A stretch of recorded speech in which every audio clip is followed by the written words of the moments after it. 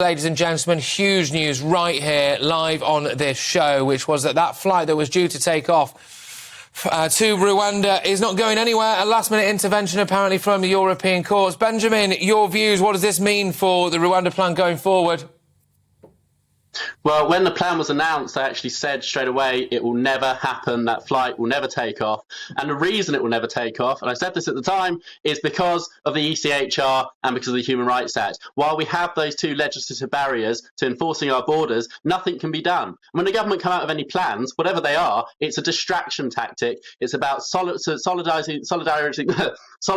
their base around this issue because they know that the electorate really care about these channel crossings and they want to see something being done. But as long as they make it look as though something's being done with a plan like Rwanda, when it eventually doesn't happen, they can turn around and blame the lawyers and say, oh, well, all the lawyers, we tried to stop it, but the lawyers didn't let us. Well, the reason the lawyers didn't let you is because you haven't changed the law, which is something you very much have the power to do, but no political will whatsoever.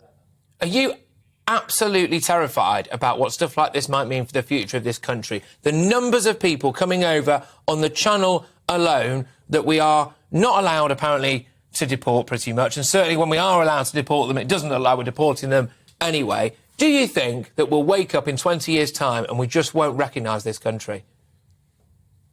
Absolutely. I mean, in fact, I wrote yesterday that this plan, if it doesn't go ahead, if the plane doesn't take off, if it is stopped, it will be emblematic of British decline. It will show that we've lost the ability to even enforce our own borders. It's such a basic thing. If we don't even have the power to enforce our own borders, what do we have the power to do?